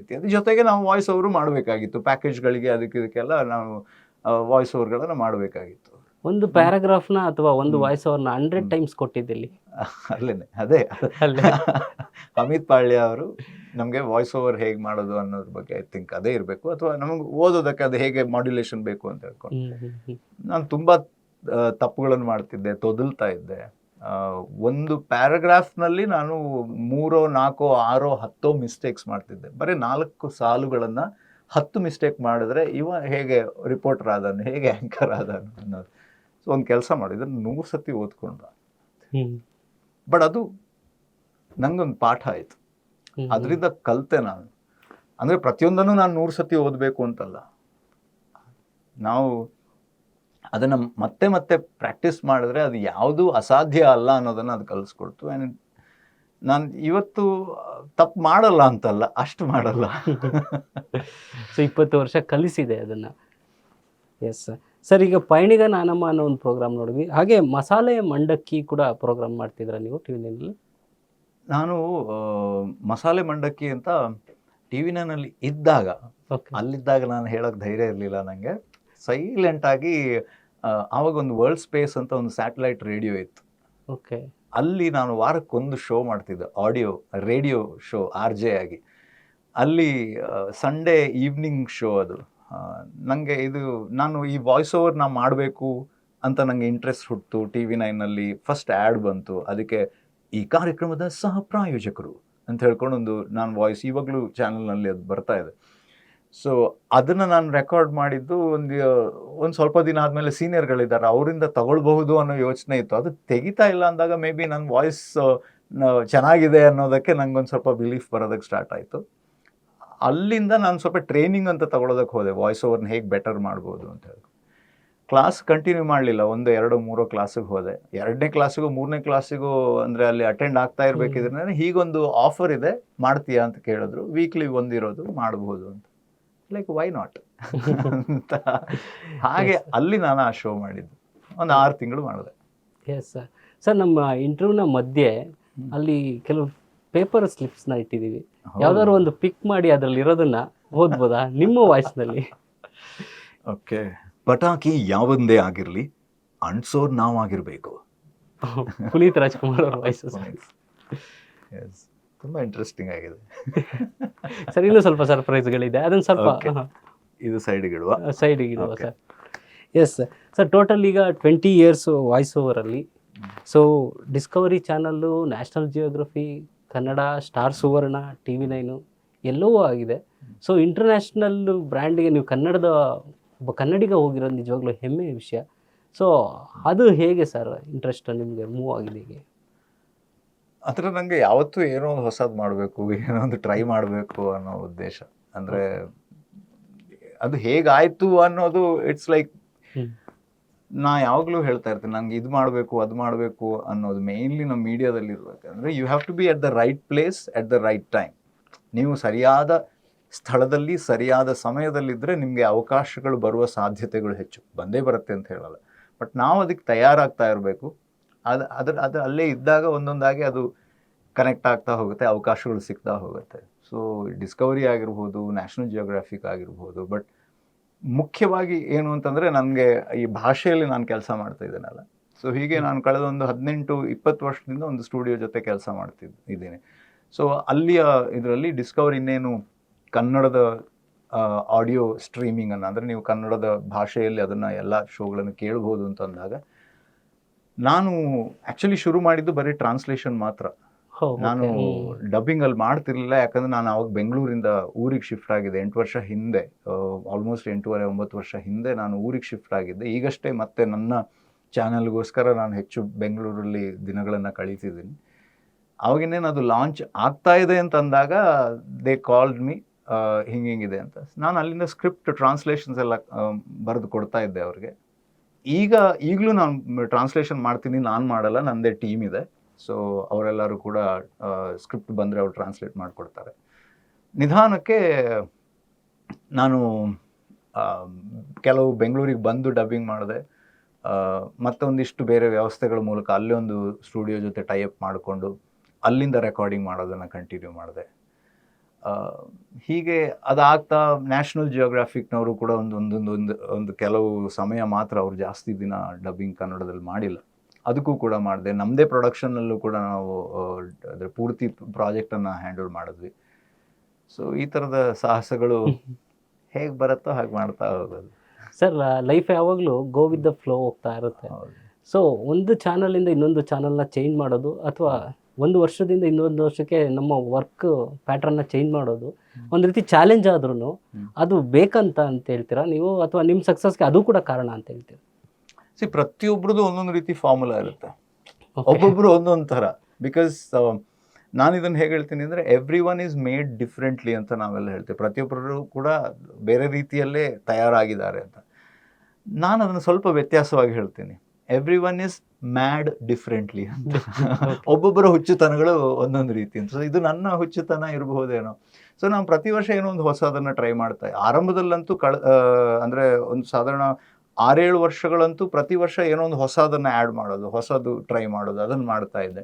ಈಗ ಪ್ರತಿ ವರ್ಷಕ್ಕೆ ಅಂತಲ್ಲ, ಅವಕಾಶ ಸಿಕ್ಕಾಗ ಏನೋ ಒಂದು ಹೊಸದು ಮಾಡೋದು ಅಂತ ಹೇಳ್ಕೊಂಡು ಆ ಥರದ ಪ್ರಯತ್ನಗಳನ್ನು, ತುಂಬ ಸಾಹಸಗಳನ್ನು, ನನ್ನ ಮಟ್ಟಿಗೆ ಸಾಹಸಗಳು ಅದನ್ನು ಮಾಡ್ತಾ ಇದ್ದೆ. ಹಾಗೆ ಅಂದರೆ ಈಗಿನ ಟ್ರೆಂಡಲ್ಲಿ ನೋಡೋದಾದರೆ ನೀವು ಒಬ್ಸರ್ವ್ ಮಾಡ್ಬೋದು. ಅಂದರೆ ಈಗಿನ ಜನ್ರೇಷನ್ ಅವರಿಗೆ ಒಂದೇ ಕಡೆ ಹೆಚ್ಚು ಸಮಯ ಇರಬೇಕು ಅನ್ನೋ ಮನಸ್ಸಿರೋದಿಲ್ಲ. ಏನೋ ಒಂದು ಹೊಸದನ್ನು ಮಾಡಬೇಕು, ಹೊಸದನ್ನು. ಅಫ್ಕೋರ್ಸ್ ಇಟ್ಸ್ ಗುಡ್, ಯಾಕಂದರೆ ನಾವು ಹೊಸದನ್ನು ಕಲಿತಾ ಇರ್ತೀವಿ, ಇದು ಮಾಡ್ತಿರ್ತೀವಿ. ಬಟ್ ಒಂದು ಕರಿಯರ್ ಗ್ರಾಫ್ನಲ್ಲಿ ಅಂತ ಬಂದಾಗ ಅದು ಲಾಂಗ್ ಟರ್ಮ್ನಲ್ಲಿ ನಮಗೆ ಅದು ಯಾವ ಥರ ಇಂಪ್ಯಾಕ್ಟ್ ಇದೆ ಅನ್ನೋದನ್ನು ನಾವು ಅನಲೈಸ್ ಮಾಡ್ಕೊಂಡು ಹೋಗಬೇಕಾಗಿರೋದು ಮುಖ್ಯ. ಯಾಕಂದರೆ ಕೆಲವೊಮ್ಮೆ ಅದು ಒಳ್ಳೆಯದು ಆಗ್ಬೋದು, ಕೆಲವೊಮ್ಮೆ ಅದು ಕೆಟ್ಟದ್ದು ಆಗ್ಬೋದು. ಅಲ್ಟಿಮೇಟ್ಲಿ ಅಲ್ಲ, ಸಾಹಸ ಮಾಡೋದು ಮುಖ್ಯ ಅಲ್ಲ, ಅದರಿಂದ ಫಲ ಸಿಗಬೇಕು, ಸಕ್ಸಸ್ ಆಗೋದು ಇಂಪಾರ್ಟೆಂಟ್. ಎಕ್ಸಾಕ್ಟ್ಲಿ, ಅದೇ ಅದನ್ನು ಅನಲೈಸ್ ಮಾಡಬೇಕು. ಸುಮ್ಮನೆ ಇಲ್ಲ ಪ್ರತಿ ವರ್ಷ ಏನೋ ಒಂದು ಮಾಡೋದು. That should be something constant. One is your career, ಅದರ ಗ್ರೋತ್ ಇರ್ಬೋದು, ಗ್ರಾಫ್ ಇರ್ಬೋದು. One more is the way you better your skills. ನಿಮ್ಮ ಸ್ಕಿಲ್ಲನ್ನು, ನಿಮ್ಮ ಕೌಶಲ್ಯಗಳನ್ನು ಹೇಗೆ ನೀವು ಹೆಚ್ಚಿಸ್ಕೊಳ್ತಾ ಹೋಗ್ತೀರಾ. ನಿಮ್ಗೆ ಬೇರೆ ಯಾರ ಜೊತೆನೂ ಕಾಂಪಿಟಿಷನ್ ಬೇಕಾಗಿಲ್ಲ. ನೀವು ನಿನ್ನೆಯ ಪ್ರದೀಪ್ ಇವತ್ತಿನ ಪ್ರದೀಪಿಗೆ ಕಂಪೇರ್ ಮಾಡಿದ್ರೆ, ಅಂದರೆ ಈಗ ಅದೇನೋ ಕಂಪೇರ್ ಮಾಡಿ ಇವತ್ತಿನ ಪ್ರದೀಪ್ ಸ್ವಲ್ಪ ಬೆಟರ್ ಆಗಿದ್ದಾನ, ಅದನ್ನು ಮಾಡ್ಕೊಳ್ತಾ ಹೋಗ್ತಾ ಇದ್ದೀರಾ. ನೀವು ನಿನ್ನೆ ಮಾಡಿದ ತಪ್ಪುಗಳನ್ನೇ ಇವತ್ತು ಮಾಡ್ತಾ ಇದ್ದೀರಾ, ಅದನ್ನೇ ನಾಳೆಗೂ ರಿಪೀಟ್ ಮಾಡ್ತಾ ಇದ್ದೀರಾ. So that's the only gauge ಅಂತ ನಂಗೆ ಅನಿಸುತ್ತೆ. ಸೊ 20 ಇಯರ್ಸಲ್ಲಿ ಪ್ರದೀಪ್ ಅವ್ರಿಗೆಲ್ಲೂ ನಾನು ರಾಂಗ್ ಸ್ಟೆಪ್ ಇಟ್ಟಿದ್ದೀನಿ ಅಂತ ಅನಿಸ್ಲಿಲ್ಲ ಸರ್? ನಾನು ಮನುಷ್ಯನೇ. ಹಾಗೆ ಅದು ಹೇಳ್ತಾರಲ್ಲ, ಬಟ್ ತಿದ್ಕೊಂಡು ಮುಂದೆ ಹೋಗ್ತಿದೆ, ತಿದ್ಕೊಂಡು ಮುಂದೆ ಹೋಗೋದು ಮುಖ್ಯ. ಹೌದು, ತಪ್ಪು ತಿಂದವರ ಬಾಯಲ್ಲಿ ಉಪ್ಪು ಬರುತ್ತೆ ಅಂತ ಹೇಳ್ತಾರಲ್ಲ. Okay, S. ಆ್ಯಕ್ಚುಲಿ ಅದನ್ನು ತಪ್ಪೇ ಹೇಳಿದೆ ಬೇಕು ಅಂತಾನೆ. ಓಕೆ, ಅದು ಮನುಷ್ಯ ಆದಮೇಲೆ ನಾವು ಮಿಸ್ಟೇಕ್ಸ್ ಮಾಡೋದು ಇರುತ್ತೆ, ತಪ್ಪುಗಳನ್ನು ಮಾಡೋದು ಇದ್ದೇ ಇರುತ್ತೆ. ಆದರೆ ನಾವು ಆ ತಪ್ಪುಗಳಿಂದ ಏನು ಕಲಿತೀವಿ ಅನ್ನೋದು ಅಲ್ಟಿಮೇಟ್ಲಿ ಇರೋದು. ಎಲ್ಲದರಿಂದ ನಾನು ಕಲ್ತಿದ್ದೀನ ಅದು ಕೂಡ ಡಿಬೇಟೇಬಲ್, ಗೊತ್ತಿಲ್ಲ, ಬಟ್ ಕಲಿತಾ ಇದ್ದೀನಿ. ಸಿಂಹನ ಫೋಟೋದಲ್ಲಿ ನೋಡಿರ್ತೀಯ, ಸಿನಿಮಾದಲ್ಲಿ ನೋಡಿರ್ತೀಯ, ಟಿವಿಯಲ್ಲಿ ನೋಡಿರ್ತೀಯ, ಅಷ್ಟೇ ಯಾಕೆ ಝೂನಲ್ಲಿ ನೋಡಿರ್ತೀಯ. ರಾಜ ಗಾಂಭೀರ್ಯದಿಂದ ಯಾವತ್ತಾದರೂ ಕಾಡಲ್ಲಿ ಓಡಾಡೋದನ್ನು ನೋಡಿದೆಯಾ? ಒಂಟಿಯಾಗಿ ರೋಷದಿಂದ ಯಾವತ್ತಾದರೂ ಬೇಟೆ ಆಡೋದನ್ನು ನೋಡಿದೆಯಾ? ಸೊ ಈಗ ಪ್ರದೀಪ್ ಅವ್ರದ್ದು ವಾಯ್ಸ್ ಓವರ್ ಜೊತೆಗೆ ಅವ್ರದ್ದು ಡಿಜಿಟಲ್ ಮೀಡಿಯಾ ಇವಾಗ ಆ್ಯಕ್ಟಿವ್ ಆಗಿರುವಂಥದ್ದು. ಸೊ ಆರೋಗ್ಯ, ಇತಿಹಾಸ, ಮನಸ್ಸು, ಪುರಾಣದ ಕತೆ, ಸೌಂದರ್ಯ ಇವೆಲ್ಲವನ್ನು ಹೊತ್ತು ಬಡಕಿಲ ಪ್ರದೀಪ್ ಅವರ ಯೂಟ್ಯೂಬ್ ಚಾನಲ್ ಹಾಗೆ ಸೋಷಿಯಲ್ ಮೀಡಿಯಾ ನೆಟ್ವರ್ಕ್ ತುಂಬ ಆ್ಯಕ್ಟಿವ್ ಆಗಿದೆ. ಸರ್, ಹೇಗಿದೆ ಈಗ ಕನ್ನಡ ಡಿಜಿಟಲ್ ಮೀಡಿಯಾದ ಒಂದು ಆಪ್ರೇಷನ್? ಹಾಗೆ ನೀವು ಕೂಡ ಒಬ್ಬ ಪ್ರೊಡಕ್ಷನ್ ವರ್ಕ್ ಮಾಡೋದ್ರಿಂದ ಹೇಗಿದೆ ಸರ್ ಕನ್ನಡ ಡಿಜಿಟಲ್ ಮಾರ್ಕೆಟ್? ನಾನು ಈಗಷ್ಟೇ ಒಂದು ವರ್ಷದಿಂದ ನಡೆಸ್ತಿದ್ರು ಕೂಡ ಸರಿಯಾದ ಬದಲಾವಣೆಯ ಮೂಲಕ ಆರಂಭ ಮಾಡಿರೋದು ಮೊನ್ನೆ ಜೂನ್ನಿಂದ. ದಿನಕ್ಕೆ 2 ಸಂಚಿಕೆಗಳು. ಮತ್ತು ಹಾಗೆ ನೋಡೋದಾದರೆ ನನ್ನ ಪ್ರಕಾರ ಈ ಥರದ ಎಕ್ಸ್ಪೆರಿಮೆಂಟ್ ಕನ್ನಡದಲ್ಲಿ ಯಾರೂ ಮಾಡಿಲ್ಲ. ಆ ಒಂದು ಹೊಸ ಪ್ರಯತ್ನನ ಮಾಡ್ತಾ ಇದ್ದೀನಿ.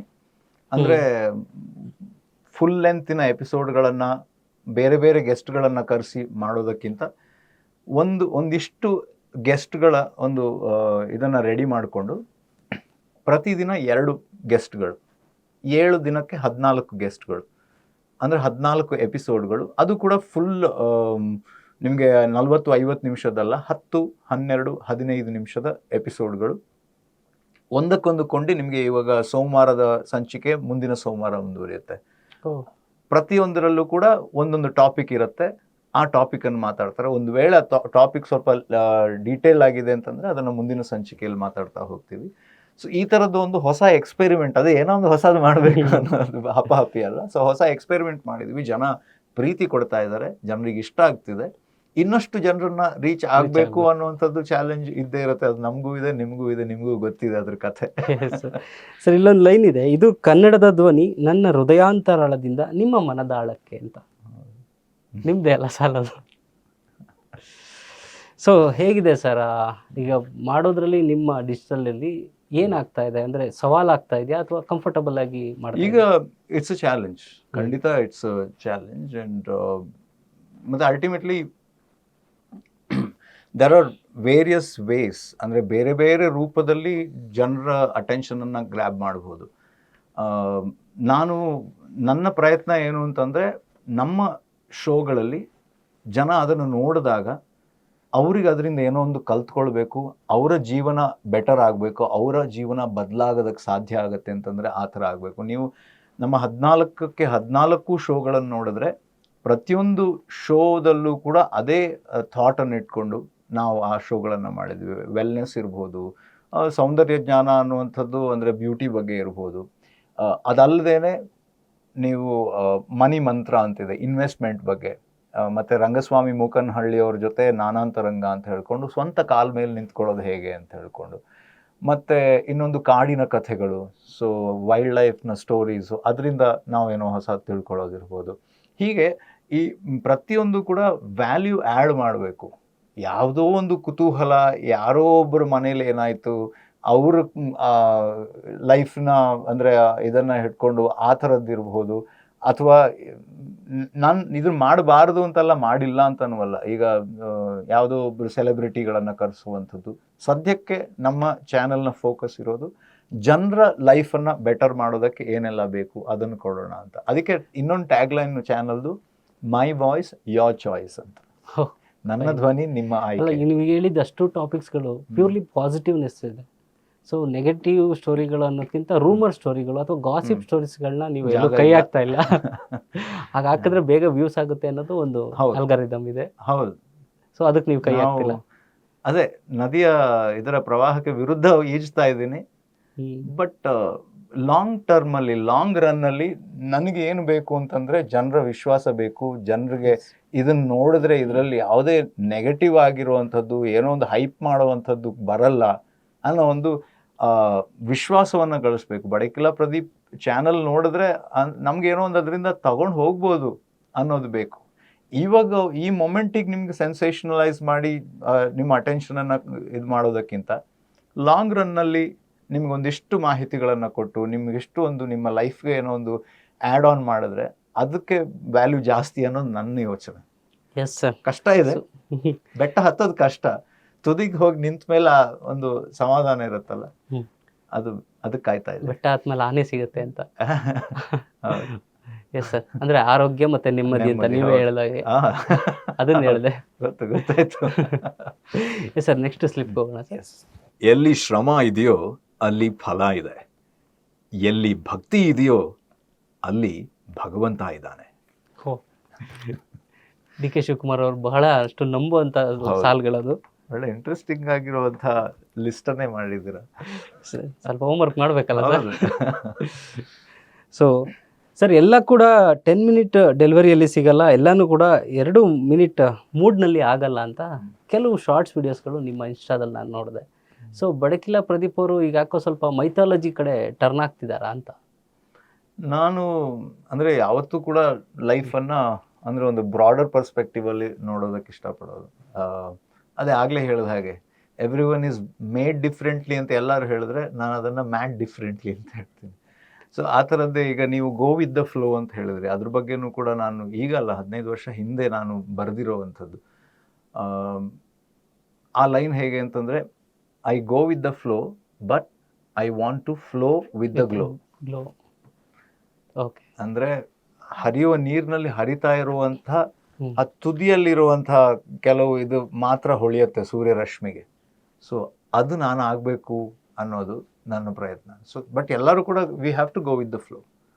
ಎಸ್. ಓಕೆ. ಅಂಬರೀಷ್ ಅವ್ರದ್ದು ಅಂಬರೀಷ್ ಇದನ್ನ ಅವ್ರ ಸ್ಟೈಲಲ್ಲಿ ಹೇಳಬೇಕಾ ನಮ್ಮ ಸ್ಟೈಲ್? ಸರ್, ನಿಮ್ಮ ಸ್ಟೈಲಲ್ಲೇ ಹೇಳಬೇಕು. ಈ ಪ್ರೋಗ್ರಾಮ್ ಉದ್ದೇಶ ನಿಮ್ಮ ಸ್ಟೈಲಲ್ಲಿ ಹೇಳಬೇಕು. ಬಟ್ ಅದೊಂದು ಐಕಾನಿಕ್ ಸ್ಟೈಲ್ ಅವ್ರದ್ದು ಎರಡು ಹೇಳ್ಬೋದು ಇರೋದ್ರಿಂದ ಎರಡು ಟ್ರೈ ಮಾಡ್ಬೋದು. ಅಲ್ಲ, ಇದು ಮತ್ತೆ ಡೈಲಾಗ್ ಥರ ಇರೋದು. ಹೇ ಬುಲ್ಬುಲ್ ಮಾತಾಡೋಕ್ಕಿಲ್ವಾ ಅಂತ ಆಲ್ಮೋಸ್ಟ್ ಅವ್ರದಕ್ಕೆ ಹತ್ರ ತಂದೆ. ಅದು ಏನಾಗುತ್ತೆ, ಕೆಲವೊಂದೆಲ್ಲ ಅದು ಯಾವ ಥರ ಅದು ಬ್ರ್ಯಾಂಡ್ ಆಗಿಬಿಟ್ಟಿರುತ್ತೆ. ಒಂದು ಸೆಂಟೆನ್ಸ್, ಒಂದು ಲೈನೇ ಅಂತಂದರೆ ನಾವು ಹೇಗೆ ಮಾಡಿದ್ರು ಅದಕ್ಕೆ ಅದು ಜಸ್ಟಿಫೈ ಮಾಡೋಕ್ಕಾಗಲ್ಲ. ಬಡಕಿಲ ಪ್ರದೀಪ್ ಅವ್ರ ಸ್ಟೈಲಲ್ಲಿ ಒಂದ್ಸಲಿ ಬರಲಿ. ಕಷ್ಟ ಇದೆ. ಹೇ ಬುಲ್ಬುಲ್ ಮಾತಾಡೋಕ್ಕಿಲ್ವಾ ನೋಡಿ, you cannot connect to it. ಮತ್ತು ಅದು ಸ್ವಲ್ಪ ಶಾರ್ಟ್ ಸೆಂಟೆನ್ಸ್ ಇರೋದ್ರಿಂದ ಅದು ನಾವು ಹೇಗೆ ಮಾಡಿದ್ರು ಅದರಲ್ಲಿ ಜಾಸ್ತಿ ವೇರಿಯೇಷನ್ಸ್ ಕೊಡೋಕೆ ಹೋದರೆ ಅದು it becomes odd also. So ನನ್ನ ಆ ಪರ್ಸ್ಪೆಕ್ಟಿವಿಂದ ಹೇಳ್ತೀನಿ. ಅಥವಾ ಮೇ ಬಿ ಅದನ್ನು ಮೂಡ್ ಚೇಂಜ್ ಮಾಡಿ ಹೇಳಿದ್ರೆ ವ್ಯತ್ಯಾಸ ಆಗ್ಬೋದು. ಎಸ್ ಪ್ರದೀಪ್ ಸರ್, ನಿಮಗೆ ತುಂಬ ಜನ ಕೇಳಿರ್ತಾರೆ ಬಿಗ್ ಬಾಸ್ ಥರ ವಾಯ್ಸ್ ಮಾಡಿ, ಬಿಗ್ ಬಾಸ್ ಥರ ವಾಯ್ಸ್ ಹೇಳಿ ಅಂತ. ಸೊ ನೀವು ನಿಮ್ಮ ವಾಯ್ಸ್ನ ನಾವು ಬಿಗ್ ಬಾಸಲ್ಲಿ ಕೇಳ್ಬೋದು, ಕಲರ್ಸ್ ಕನ್ನಡ ಚಾನಲಲ್ಲಿ ಕೇಳ್ಬೋದು, ಮೆಟ್ರೋ ಸ್ಟೇಷನ್, ಮೆಟ್ರೋ ಟ್ರಾವೆಲಿಂಗಲ್ಲಿ ಕೇಳ್ಬೋದು. ಸೊ ಎಲ್ಲ ಕೇಳೋ ಜನರ ಮಧ್ಯೆ ನಿಮಗೆ ತುಂಬ ಕ್ರೇಜಿ ಫ್ಯಾನ್ ಯಾರಾದರೂ ಸಿಕ್ಕಿದಾರಾ? ತುಂಬ ನಿಮ್ಮ ವಾಯ್ಸ್ನ ಇಷ್ಟಪಟ್ಟು ರಿಯಾಕ್ಟ್ ಮಾಡಿರುವಂಥ ಫ್ಯಾನ್ ಬಗ್ಗೆ, ಫ್ಯಾನ್ ಮೂಮೆಂಟ್ ಅದು. ತುಂಬ ಜನ ಸಿಗ್ತಿರ್ತಾರೆ, ತುಂಬ ಪ್ರೀತಿನ ಕೊಡ್ತಿರ್ತಾರೆ. ಅಂದರೆ ಪರ್ಟಿಕ್ಯುಲರ್ ಆಗಿ ಹಾಗೆ ಹೇಳೋದಕ್ಕೆ ಸಾಧ್ಯ ಆಗಲ್ಲ. ಮೊನ್ನೆ ಎಲ್ಲೋ ಒಂದು ಕಡೆ ಹೋಗಿದ್ದೆ, ಅಲ್ಲೂ ಅಷ್ಟೇ ಅವರು ಗುರ್ತು ಹಿಡಿದು ಬಂದು ಮಾತಾಡಿ ತುಂಬ ನಿಮ್ಮ ವಾಯ್ಸ್ನ ಅಭಿಮಾನಿ ಅಂತ ಹೇಳೋದಿರ್ಬೋದು. ಮೊನ್ನೆ ಎಲ್ಲೊಂದು ಕಡೆ ಕಾರ್ ಪಾರ್ಕ್ ಮಾಡಿದ್ದೆ, ನಾವು ತಿಂಡಿ ಮಾಡೋದಕ್ಕೆ ಅಂತ ಹೋಗಿದ್ವಿ, ಅಲ್ಲಿ ಯಾರೋ ಓಡ್ಕೊಂಡು ಬಂದು. ಅಷ್ಟೇ ಅಲ್ಲ, ಅವರು ನಮ್ಮ ಚಾನಲನ್ನು ಕೂಡ ಫಾಲೋ ಮಾಡ್ತಿದ್ದಾರೆ ಅಂತಂದಾಗ ಇನ್ನಷ್ಟು ಖುಷಿ ಆಯಿತು. ಅಂದರೆ ಅವರು ಸುಮ್ಮನೆ ನೋಡಿ ಖುಷಿ ಪಟ್ಟವರು ಅಷ್ಟೇ ಅಲ್ಲ, ಅವರು ಫಾಲೋ ಮಾಡ್ತಿದ್ದಾರೆ ಅಂತಂದಾಗ ನಮ್ಮ ಕೆಲಸದ ಮೇಲೆ ಅವ್ರಿಗೆ ಪ್ರೀತಿ ಮತ್ತು ನಾವು ಮಾಡ್ತಿರೋದ್ರ ಮೇಲೆ ಅವ್ರಿಗೆ ಅಭಿಮಾನ ಇದೆಯಲ್ಲ, ಅದು ಇನ್ನಷ್ಟು ಸ್ಫೂರ್ತಿ ಕೊಡುತ್ತೆ. ಕ್ರೇಜಿ ಹಂಗೆ ಹೇಳೋದಕ್ಕೆ ನೆನಪು ಬರ್ತಿಲ್ಲ ನನಗೆ. ಇದೆ, ಬೇರೆ ಬೇರೆ ಕ್ರೇಜಿ ಸ್ಟೋರೀಸ್ ಇದೆ, ಇಲ್ಲ ಅಂತ ಹೇಳಲ್ಲ. ಫೀಮೇಲ್ ಫ್ಯಾನ್ಸ್ ಇದ್ದಾರೆ. ಮೆಸೇಜ್ಗಳು ಅದು ಇದು ಇನ್ಸ್ಟಾಗ್ರಾಮಲ್ಲಿ ಇರ್ಬೋದು, ಅಥವಾ ಬೇರೆ ಯಾರ್ದೋ ಮೂಲಕ ಕಾಂಟ್ಯಾಕ್ಟ್ ಆಗೋದಕ್ಕೆ ಪ್ರಯತ್ನ ಪಟ್ಟದಿರ್ಬೋದು. ಈ ಥರದ ಘಟನೆಗಳು ನಡೀತಾ ಇರುತ್ತೆ. ಎಸ್ ಸರ್, ಮತ್ತೊಂದು ಸ್ಲಿಪ್ ಹೋಗೋಣ ಸರ್, ಮತ್ತೊಂದು ಕ್ರೇಜಿ ಎಷ್ಟು ಸಿಗ್ಬೋದು. ಓಕೆ.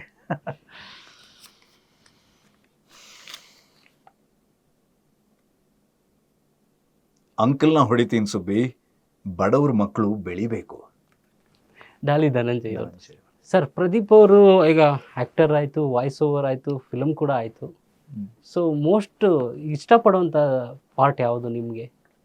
ಕಂಫರ್ಟಬಲ್ ಅಥವಾ ನನಗಿದು ಗುಡ್ ಅನ್ಸ್? ಅಫ್ಕೋರ್ಸ್ ನನಗೆ ಬರವಣಿಗೆ ತುಂಬ ಇಷ್ಟ. ಓಕೆ. ವಾಯ್ಸ್ ಓವರ್ ಅಫ್ಕೋರ್ಸ್ ಅದನ್ನು ಬಿಟ್ಟು ಬದುಕೋದಕ್ಕೆ ಸಾಧ್ಯ ಇಲ್ಲ ಅಂತ ಆಗ್ಬಿಟ್ಟಿದೆ. That is become a part of me. ಅದಲ್ಲೇ ತುಂಬ ಬರಿತೀನಿ ನಾನು. ತಮಾಷೆಗೆ ಹೇಳ್ತಿರ್ತೀನಿ, ಆವಾಗವಾಗ ಹೇಳ್ತಿರ್ತೀನಿ ಏನು ಅಂತಂದರೆ, ನಾನು ಓದೋದಕ್ಕಿಂತ ಜಾಸ್ತಿ ಬರಿತೀನಿ ಅಂತ. ಓದೋದು ಕಮ್ಮಿ, ಆದರೆ ಬರಿತೀನಿ, ತುಂಬ ಲೇಖನಗಳನ್ನು ಬರಿತೀನಿ. ಲೇಖನ ಅಂದರೆ ಕಾಲಮ್ಗಳು, ಈಗ ಒಂದು 3 ಕಾಲಮ್ಸ್ ಬರಿತಾ ಇದ್ದೀನಿ ಬೇರೆ ಬೇರೆ ಮ್ಯಾಗಝಿನ್ಗಳಿಗೆ ಮತ್ತು ನ್ಯೂಸ್ ಪೇಪರ್ಗಳಿಗೆ. ಸೊ ಅದೊಂದು ಹವ್ಯಾಸ. ಮತ್ತು ಈಗ ತುಂಬ ಖುಷಿ ಪಡ್ತಾ ಇರೋದು ಅಂತಂದರೆ ನಮ್ಮ ಚಾನಲ್ನ ಕೆಲಸ, ಅದರಲ್ಲಿ ಕಾನ್ಸೆಪ್ಟ್ಸ್, ಹೊಸ ಕಾನ್ಸೆಪ್ಟ್ಸು, ಅದನ್ನು ಹೇಗೆ ಜನರಿಗೆ ತಲುಪಿಸೋದು. ಯಾವಾಗಲೂ ಹೊಸತೊಂದು ಮಾಡಿದಾಗ ಅದರಲ್ಲಿ ಒಂದು ಎಕ್ಸೈಟ್ಮೆಂಟ್ ಇರುತ್ತೆ, ಅದು ನನಗೆ ಹೆಚ್ಚು ಖುಷಿ ಕೊಡೋದು. ಹಾಗಾಗಿ ಇದು ಅದು ಅಂತಿಲ್ಲ, ಎಲ್ಲದರಲ್ಲೂ ಏನೋ ಒಂದು ಹೊಸತು ಬಂದರೆ ಐ ಲವ್ ಇಟ್. ಈಗ ಪ್ರದೀಪ್ ಅವರು ಸ್ವಲ್ಪ ದಿನಗಳಿಂದ ನೋಡಿದ್ರೆ ಸ್ವಲ್ಪ ಮೋಟಿವೇಶನ್ ಮಾಡೋದು ಜಾಸ್ತಿ ಆಗಿದ್ದಾರೆ ಅಂತ. ಮೋಟಿವೇಶನ್ ಮಾಡೋದಕ್ಕೆ ನಾನು ಮೊದಲಿಂದನೇ ಮಾಡ್ತಿದ್ದೆ, ಈ ಕ್ಯಾಮ್ರಾ ಮುಂದೆ ಮಾಡ್ತಿದ್ದೀನಿ. ತುಂಬ ಅಂದರೆ ನಾನು ಅದೇ ಆಗಲೇ ಹೇಳಿದ ಹಾಗೆ 10-15 ವರ್ಷ ಹಿಂದೆನೇ ಆ ಲೇಖನಗಳನ್ನೆಲ್ಲ ಯಾಕೆ ಬರೀತಿದ್ದೆ ಅಂತಂದರೆ, ನನಗೆ ಈ ಥರದ ಥಾಟ್ಸ್ ಬಂದಿದ್ದನ್ನು ಜನರಿಗೆ ತಲುಪಿಸೋದು ಇಷ್ಟ. ಅದು ಸೋಲಿನ ಬಗ್ಗೆ ಕೂಡ ಬರೆದಿದ್ದೆ ನಾನು. ಸೋಲೋದು ದೊಡ್ಡ ವಿಷಯ ಅಲ್ಲ, ಆ ಸೋಲು ಮತ್ತೊಮ್ಮೆ ಪ್ರಯತ್ನ ಪಡೋದಕ್ಕಿರೋ ಅವಕಾಶ ಅಂತ ಗೊತ್ತಾಗದೇ ಇರೋದು ನಿಜವಾದ ಸೋಲು ಅಂತ. ಸೊ ಈ ಥರದ ಕೆಲವೊಂದು ಇದು. ಬಟ್ ಈಗ ಅದನ್ನು ಅಂದರೆ ಸೋಷಲ್ ಮೀಡಿಯಾದ ಮೂಲಕ ನಾವು ನೇರವಾಗಿ ಒಂದಿಷ್ಟು ಜನರಿಗೆ ನಾವು ತಲುಪಬಹುದು ಅನ್ನೋ ಕಾರಣಕ್ಕೆ ಅಲ್ಲಿ ಆವಾಗ ಪೋಸ್ಟ್ ಮಾಡ್ತಾ ಇರ್ತೇನೆ. ಮೊನ್ನೆ ಸಮುದ್ರ ತೀರಕ್ಕೆ ಹೋಗಿದ್ದೆ, ಅಲ್ಲಿ ಒಂದು ಹೀಗೆ ಥಾಟ್ ಬಂತು, ಅದನ್ನು ಒಂದು ರೀಲ್ ಮಾಡಿ ಹಾಕ್ತೆ. ಹಾಗೆ ಅಂದರೆ ಸಮುದ್ರದಲ್ಲಿ ಅಲೆಗಳು ಹೇಗೆ ಬರುತ್ತೆ, ನಿಮಿಷಕ್ಕೆ 100 ಬಂದರೆ ಮನಸ್ಸಿನಲ್ಲಿ ಅಲೆಗಳು ಅಥವಾ ಮನಸ್ಸಿನ ಯೋಚನೆಗಳು ನಿಮಿಷಕ್ಕೆ 1000ಕ್ಕಿಂತ ಜಾಸ್ತಿ ಕೂಡ ಬರ್ಬೋದು. ನಾವು ಅದರ ಕಂಟ್ರೋಲ್ನಲ್ಲಿರ್ತೀವೋ ಅದು ನಮ್ಮ ಕಂಟ್ರೋಲ್ ಇರುತ್ತಾ ಅನ್ನೋದು ನಮ್ಮ ಜೀವನವನ್ನು ನಿರ್ಧಾರ ಮಾಡುತ್ತೆ ಅಂತ ಹೇಳ್ಬೋದು. ಸೊ ಆ ಸಾಲುಗಳು ಸ್ವಲ್ಪ ಯೋಚನೆ ಮಾಡೋ ಥರ ಮಾಡ್ತವೆ ಕೆಲವು ಸಾಲುಗಳು. ಅದರಿಂದ ನಾನು ಅದಕ್ಕೆ ಕೇಳಿದ್ದು ಮೋಟಿವೇಶನ್ ಆಗ್ತಾ ಇದ್ದೀರಾ ಅಂತ. Yes sir. ಸರ್ ಮತ್ತೆ ಒಂದೆರಡು ಸ್ಲಿಪ್ ತಗೊಳ್ಳೋಣ, ಒಂದಕ್ಕಿಂತ ಜಾಸ್ತಿ ತಗೊಳ್ಳೋಣ ಈ ಸಲ. Okay. Violence, violence, violence. I avoid. I don't like. But violence likes me. Rocking star Yash. ನಮ್ಮನ್ನು ನೋಡೋಕೆ ನೀವು ಬರಬಹುದು, ನಿಮ್ಮನ್ನು ನೋಡೋಕೆ ನಾವು ಬರಬಾರ್ದಾ? ಕಾಂತಾರ ಡೈಲಾಗ್ ರಿಷಬ್ ಶೆಟ್ಟಿ ಅವರು. ಒಳ್ಳೆ iconic dialogue. So Rishab Shetty ಅವರು ನಿಮಗೆ ಪರಿಚಯ ಅಲ್ಲ ಸರ್? ವೈಯಕ್ತಿಕವಾಗಿ ಪರಿಚಯ ಇಲ್ಲ, ಪರಿಚಯ ನಾನು ಯಾವತ್ತೂ ಭೇಟಿಯಾದ ನೆನಪಿಲ್ಲ ನನಗೆ. ಓಕೆ ಸರ್, ಇಂಟರ್ವ್ಯೂ ಮಧ್ಯೆ ನಾವೊಂದು ಕ್ವಿಸ್ ಟೈಮ್ ಥರ ಮಾಡೋಣ ಸರ್. ಓಕೆ ಸೊ ಈ ಪ್ರಶ್ನೆಗಳಿಗೆ ನೀವು ರೈಟ್ ಆನ್ಸರ್ ಕೊಡಬಾರ್ದು, ರಾಂಗ್ ಆನ್ಸರ್ ಕೊಡಬೇಕು. ಓಕೆ ಸರ್ ಮೊದಲಿಗೆ ನಾಟ್ ಓಕೆ. ಇಲ್ಲಿಂದನೇ ಶುರು ಮಾಡೋಣ. ಓಕೆ ಎಸ್ ಸರ್, ನಿಮ್ಮ ಹೆಸರೇನು? ಗೊತ್ತಿಲ್ಲ. ಗೊತ್ತಿಲ್ಲ, ರೈಟ್ ಆನ್ಸರ್. ಬಿಗ್ ಬಾಸ್ ಈಗ ಯಾವ ಚಾನಲಲ್ಲಿ ಪ್ರಸಾರ ಆಗುತ್ತೆ? Samyukta Karnataka. Good sir, good answer. So ಈ ಆನ್ಸರ್ನ ನೀವು ತಪ್ಪೇ ಹೇಳಬೇಕು ಅಂತಿಲ್ಲ, ತಪ್ಪಿಗೆ ಪರ್ಯಾಯ ಪದಗಳನ್ನು ಹೇಳ್ಬೋದು. ಸೊ ನಮ್ಮ ಕರುನಾಡ ಚಕ್ರವರ್ತಿ ಯಾರು ಸರ್? ನಾನೇ. ಸ್ಯಾಂಡಲ್ವುಡ್. ಸೊ ಸ್ಯಾಂಡಲ್ವುಡ್ನ ಬಾದ್ಶಾ ಯಾರು? ನೀವು ಆಗ್ಬೋದು. ಇಲ್ಲ ಸರ್, ಕಿಚ್ಚ ಸುದೀಪ್ ಅವರು. ಸರ್ ನೆಕ್ಸ್ಟ್ ಒಂದು ಸ್ಲಿಪ್. ಅಲ್ಲ, ತಪ್ಪು ಹೇಳಕ್ಕೆ ಹೇಳಿದ್ರಿ, ಆದ್ರೂ ಸತ್ಯನೇ ಹೇಳಿದೆ.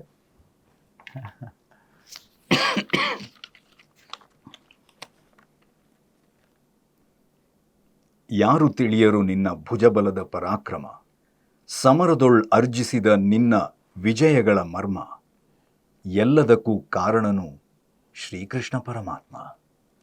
ಬಬ್ರುವಾಹನ ಡಾಕ್ಟರ್ ರಾಜ್ಕುಮಾರ್ ಅವರು. ಹೇಳಿ ಸರ್. ಅಣ್ತಮ್ಮ, ಇಲ್ಲಿ ಯಾರು ಯಾರನ್ನ ಹೀರೋ ಮಾಡಲ್ಲ, ನಮಗೆ ನಾವೇ ಹೀರೋ ಆಗಬೇಕು. Yes sir, rocking star Yash ಅವ್ರದ್ದು ಡೈಲಾಗ್ ಅದು. ಸರ್ ನಮ್ಮ ಮುಂದಿನ ಕ್ವಿಸ್ ಟೈಮಲ್ಲಿ wrong question, right question, wrong answer. Krishnadevaraya ಅಂದರೆ ಕನ್ನಡ ಚಿತ್ರರಂಗದಲ್ಲಿ ಯಾರು ನೆನಪಾಗುತ್ತೆ ಸರ್?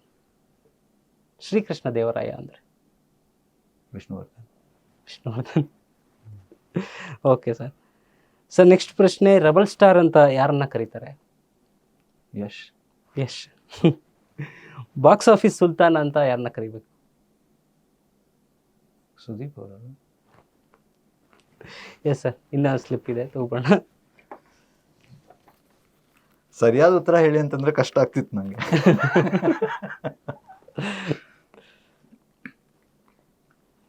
ನಾನ್ ಬರೋವರೆಗೂ ಮಾತ್ರ ಬೇರೆಯವ್ರ ಹವ, ನಾನ್ ಬಂದ್ಮೇಲೆ ನಂದೇ ಹವ.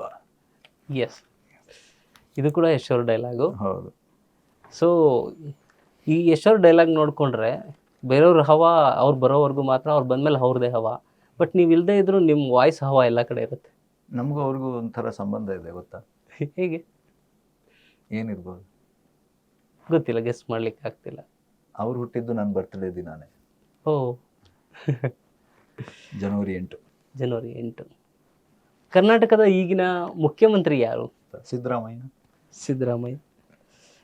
ಸೊ ಅಮೇರಿಕಾದ 47ನೇ ಪ್ರೆಸಿಡೆಂಟ್ ಯಾರು ಈಗಿರೋ ಪ್ರೆಸಿಡೆಂಟ್? George W bush. ಭಾರತದ ಮುಂದಿನ ಪ್ರಧಾನಮಂತ್ರಿ ಯಾರು? ಮುಂದಿನ ಪ್ರಧಾನಮಂತ್ರಿ ಕೇಳ್ತಾ ಇದ್ದೀವಿ. 2029ಕ್ಕೆ ಯಾರು ಆಗ್ಬೋದು? ಮುಂದಿನ ಪ್ರಧಾನಮಂತ್ರಿನ ಯಾರೂ ಆಗ್ಬೋದು. ಅಲ್ಲ, ಒಂದು ಗೆಸ್ ಮಾಡೋದು ಅದು.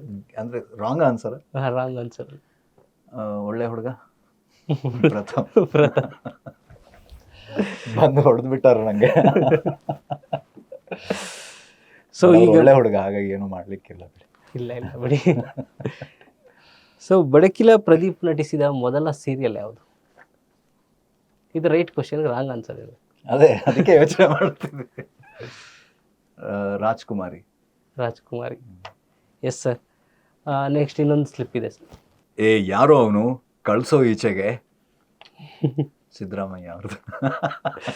S sir. ನಮ್ಮನ್ನು ನೋಡೋಕೆ ನೀವು ಬರ್ಬಹುದು, ಸಂಯುಕ್ತ ಕರ್ನಾಟಕ ಯೂಟ್ಯೂಬ್ ಚಾನಲ್ ನೋಡೋಕೆ ನಾವು ಬರಬಾರ್ದ? ಸಖತ್ತಾಗಿದೆ. Yes sir. ಸೊ ನಮ್ಮದು ಸ್ವಲ್ಪ ಪ್ರಮೋಷನ್ ಆಗುತ್ತೆ. ಹೌದು. ಸಂಯುಕ್ತ ಕರ್ನಾಟಕ ಡಿಜಿಟಲ್ ಜೊತೆ ಇಷ್ಟೊತ್ತು ಈ ಸ್ಪೆಷಲ್ ಇಂಟರ್ವ್ಯೂ ಜೊತೆ ಮಾತಾಡಿದಂಥ ಬಡಕಿಲ ಪ್ರದೀಪ್ ಸರ್ಗೆ